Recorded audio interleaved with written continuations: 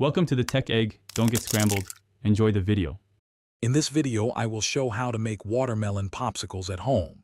First, select a ripe, juicy watermelon.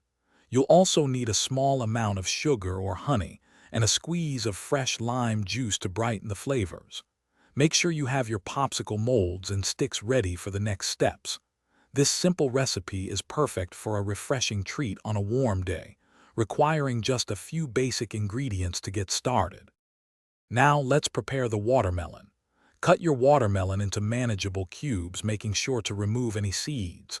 Place the cubes into a blender and process until you achieve a smooth, liquid consistency. Next, add your chosen sweetener, like a few tablespoons of sugar or honey and a small squeeze of lime juice. Blend again briefly to combine everything thoroughly, ensuring a perfectly balanced flavor profile. With your delicious watermelon mixture ready, it's time to fill the molds. Carefully pour the blended liquid into each popsicle mold, leaving a small space at the top for expansion. Then, insert a popsicle stick into the center of each mold. Place the filled molds into your freezer. Allow them to freeze completely for at least 4 to 6 hours, or preferably overnight, to ensure they are solid and ready to enjoy. Once your watermelon popsicles are fully frozen, it's time to enjoy them.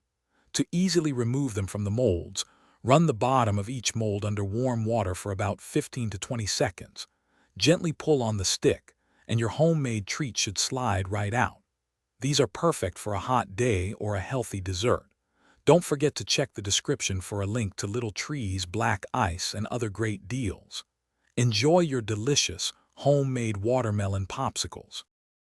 Thanks for watching. Consider subscribing if I helped unscramble your problems.